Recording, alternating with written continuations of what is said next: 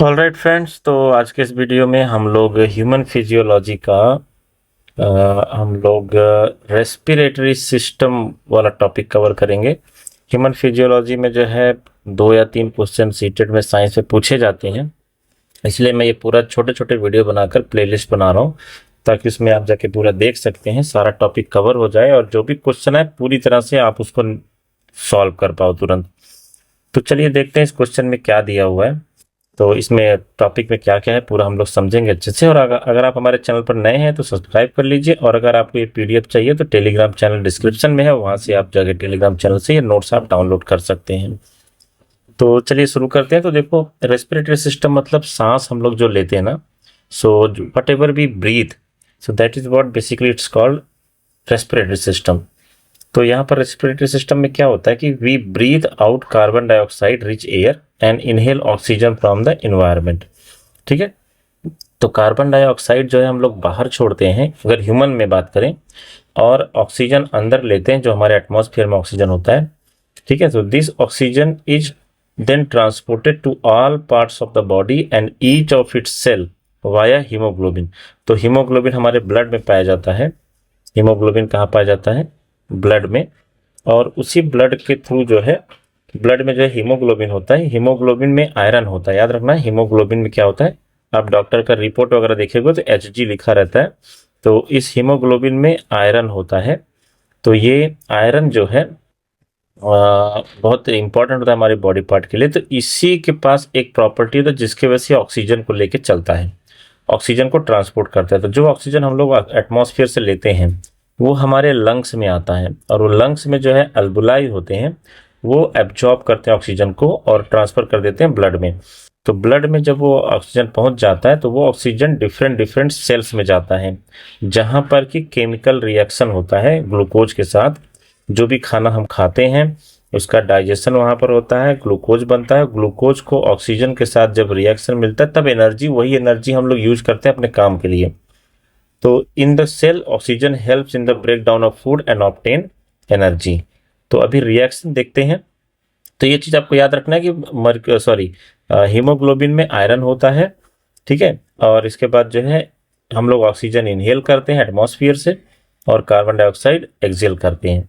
तो शरीर के बाहर कार्बन डाइऑक्साइड, अब ये कार्बन डाइऑक्साइड आता कहाँ से वो देखेंगे हम लोग। तो चलिए बढ़ते हैं नेक्स्ट स्लाइड की तरफ।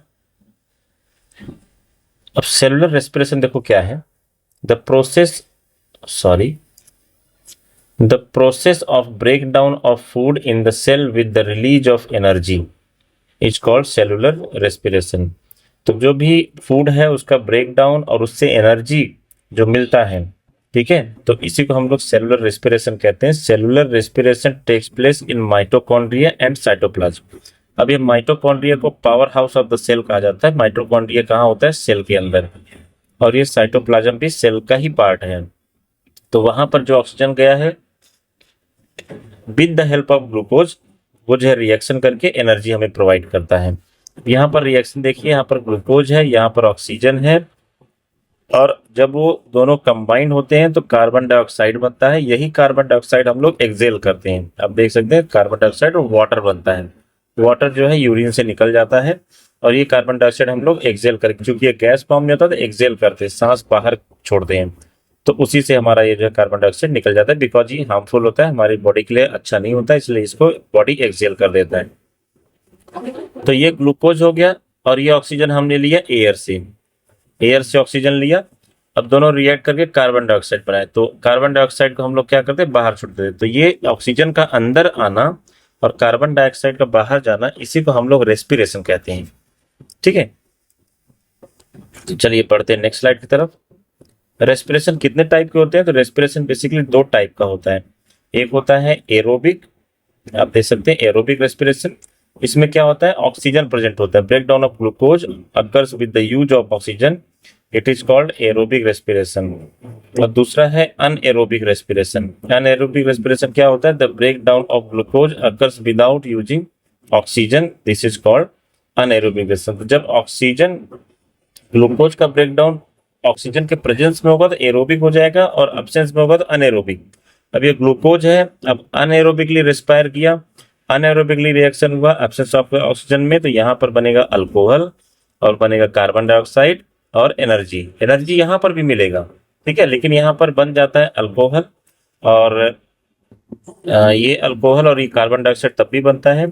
यही तरीका होता है जिससे हम लोग जो है अल्कोहल बनाते हैं। ठीक है, अभी मैं आपको बताता हूँ, बढ़ेंगे नेक्स्ट स्लाइड की तरफ। Yeast are single-celled organisms. They respire anaerobically, and during this process, they yield alcohol, and they are used to make wine and beer. तो वाइन और बियर बनाने में ये ईस्ट का जो है फर्मेंटेशन किया जाता है अनएरोबिकली, मतलब in the absence of oxygen, और फिर वही अल्कोहल हम लोग यूज करते हैं वाइन या बियर में। हम लोग मतलब जो बनाते हैं, ठीक है, हम लोग तो नहीं करते हैं, अच्छी चीज नहीं है अल्कोहल, ठीक है। तो यहाँ पर जो लिखा है ना अल्कोहल, तो ये अल्कोहल जो है यूज होता है बियर वगैरह बनाने में, ठीक है, ड्रिंक्स बनाने में, शराब बनाने में। चलिए बढ़ते हैं नेक्स्ट स्लाइड की तरफ। अब रेस्पिरेशन जो हमने ऊपर पढ़ा है तो ह्यूमन बीइंग के बारे में था, लेकिन बहुत सारे जानवर होते हैं एनिमल्स, तो वो भी जो है रेस्पायर करते हैं। तो वो कैसे रेस्पायर करते हैं? तो देखो, breathing in animal and humans is performed by the respiratory system. तो रेस्पिरेटरी सिस्टम हमारी बॉडी का पूरा सिस्टम जो मैंने बताया, लंग्स हो गया, ठीक है, और इसके बाद जो है हीमोग्लोबिन हो गया ब्लड से जो है, तो ये सब जो है रेस्पिरेटरी सिस्टम है। The taking in of air rich oxygen into the body is called inhalation, and giving out air rich in carbon dioxide is known as exhalation. During inhalation, ribs move up and outward. ये याद रखना, important point seated में आ सकता है। During inhalation, ribs जो होता है हमारा, रिब केज जो होता है हार्ट का, ठीक है, वो ऊपर मूव करता है outward, and diaphragm moves inward flatten while exhalation. Exhalation में डायफ्राम जो है इनवर्ड अंदर की तरफ जाता है, move down and inward and diaphragm upward and become dome shape. तो ये जो है प्रोसेस होता है, ये लाइन आपको याद रखना है क्योंकि ये इंपॉर्टेंट है, एग्जाम में इस पर से क्वेश्चन आ सकता है। Number of times a person breathe in a minute is called breathing rate. तो ब्रीदिंग रेट क्या था? Number of times person breathe in a minute. देखो, नॉर्मली पर सेकंड से चीजें ली जाती है, लेकिन जो ब्रीदिंग रेट है वो पर मिनट से डिफाइन किया गया। तो पर मिनट, तो सीटेड में अगर क्वेश्चन डाल देगा पर सेकेंड और पर मिनट, तो याद रखना पर मिनट हमारा जो है करेक्ट आंसर रहने वाला है। On an average an adult human being at rest breathe in and out 15 to 18 times in a minute. तो जो है 15 से 18 बार एक अडल्ट जो है सांस लेता है एक मिनट में, इसका ये मतलब हुआ। चलिए बढ़ेंगे नेक्स्ट स्लाइड की तरफ। मैकेनिज्म ऑफ ब्रीथिंग में क्या होता है? मैकेनिज्म ऑफ ब्रीथिंग में जो है एयर होता है, नॉस्ट्रिल्स में जाता है नाक में, और वो नसल कैविटी, ठीक है, जो कि पैलेट का थोड़ा ऊपर होता है, फिर लंग्स में जाता है, और लंग्स से जो है ऑक्सीजन एब्जॉर्ब कर लिया जाता है। अब ऑक्सीजन एब्जॉर्ब करके जो है फिर वो ब्लड में चला जाता है, हीमोग्लोबिन की हेल्प से फिर सेल में पहुंचता है, सेल में वो रिएक्शन कराता है, और रिएक्शन कराने के बाद जो उससे हमें एनर्जी मिलती है। Lungs are present in the chest cavity. This cavity is surrounded by the ribs on the sides. A large muscular seat of chest called diaphragm form the floor of the chest cavity. The gaseous exchange occur between the lungs and alveoli. ठीक है, lungs और alveoli में gas का जो है Excel, alveoli मतलब जो lungs के अंदर होता है, जो ऑक्सीजन को एब्जॉर्ब करता है। Oxygen rich blood from lungs is sent through the heart to the cells of all body parts for cellular respiration. तो हार्ट से होते हुए डिफरेंट बॉडी पार्ट जाता है जहां पर रेस्पिरेशन होता है। अब देखो यहाँ पर, mountaineers carry oxygen cylinder during climbing as the amount of air available to person for breathing is less than that available on ground. तो जो पहाड़ी होते हैं, जो पहाड़ पर चढ़ रहे, जो माउंटेनियर होते हैं, जो पर्वतारोही होते हैं, वो अपने साथ ऑक्सीजन की बोतल लेके जाते हैं। ये छोटे बोतल भी होते हैं, बड़े बोतल भी पीछे लटका के ले जा सकते हैं, क्योंकि वहां पर हवा बहुत कम होती है, ऑक्सीजन बहुत कम होता है, इसके लिए उनके पास उतना एनर्जी नहीं बन पाता। उनके अंदर फूड ग्लूकोज तो होता है, लेकिन ऑक्सीजन नहीं है रिएक्शन के लिए, और रिएक्शन ना होगा अगर anaerobically in the absence of oxygen अगर रिएक्शन होगा तो उनको क्रैम्प्स वगैरह आता है, क्योंकि लैक्टिक एसिड बनता है। ये भी याद रखना, क्या बनता है? Lactic acid. अगर अनएरोबिकली मसल्स में अगर सेल्स का रेस्पिरेशन होगा तो लैक्टिक एसिड जो है क्रैम्प का कारण बनता है। तो ये माउंटेनियर्स के बारे में हो गया। तो क्वेश्चन बन सकता है कि why mountaineers carry oxygen oxygen cylinder. तो बिकॉज ऑक्सीजन सिलेंडर से उन्हें ऑक्सीजन मिलता है, जिसकी वजह से केमिकल रिएक्शन जो बॉडी के अंदर एनर्जी के लिए चाहिए, क्योंकि पहाड़ चढ़ने तो एनर्जी चाहिए उनको, तो इसलिए वो लेके जाते हैं। चलिए बढ़ते हैं नेक्स्ट क्वेश्चन की तरफ। Breathing in other animals. अब देखो ये तो ह्यूमन बींग्स हो गया। अदर एनिमल्स में देखो यहाँ पर कॉकरोच का फोटो लगाया मैंने।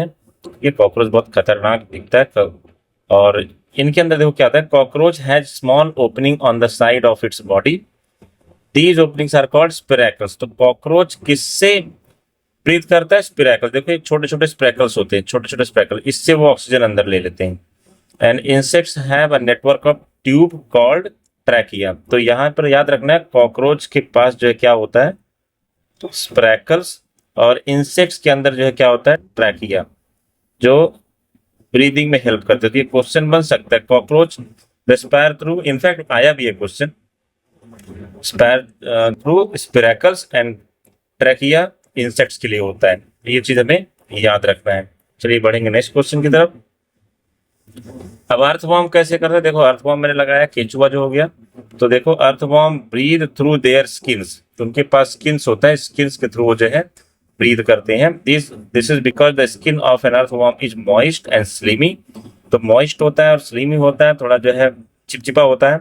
सो gases can easily pass through them. तो गैस जो है पास होता है, इससे वो सांस लेते हैं। और जैसे मिट्टी के अंदर है, तब वो जो है मिट्टी में से जो ऑक्सीजन मिली होती है उससे लेते हैं, या फिर जो है फिर अगर एयर को एक्सपोज है तो वहां से वो फिर रेस्पायर करते हैं। फिर इसके बाद है फ्रॉग। फ्रॉग कैसे जो है सांस लेता है? तो फ्रॉग्स के पास लंग्स होता है, ठीक है। फ्रॉग्स के पास जो है देखो यहाँ पर लंग्स बना हुआ है।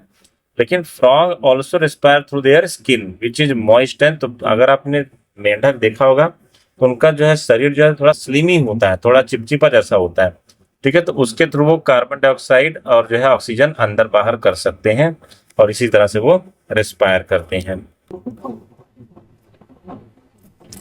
मछलियों में आपको पता ही है, मछलियों में क्या होता है, गिल्स होता है। पानी अंदर लेते हैं, और जो है पानी में क्या ऑक्सीजन मिला होता है। तो ऑक्सीजन मिला होने से ऑक्सीजन को ले लेते हैं और पानी इधर से बाहर निकाल देते हैं।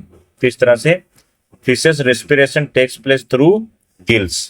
तो ये हमें याद रखना है, ये सब आता है एग्जाम में। How fish respire? Through gills, through spiracles, through trachea, through lungs. तो आपको याद रखना है, उसके हिसाब से आंसर देना है। बस फ्रेंड, इस वीडियो में इतना ही। तो आपका ये जितना बता रहा हूँ इसी में से क्वेश्चन बनेगा। तो ये जो रेस्पिरेटरी सिस्टम है ये पूरा कंप्लीट हो जाता है यहाँ पर छोटे से वीडियो में। इसका आप चाहिए तो शॉर्ट नोट्स बना लो।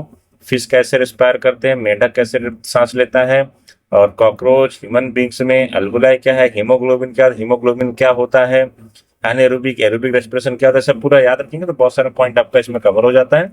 और अगर आप चैनल पर नए हैं तो चैनल को सब्सक्राइब कर लीजिए। Thank you so much for watching.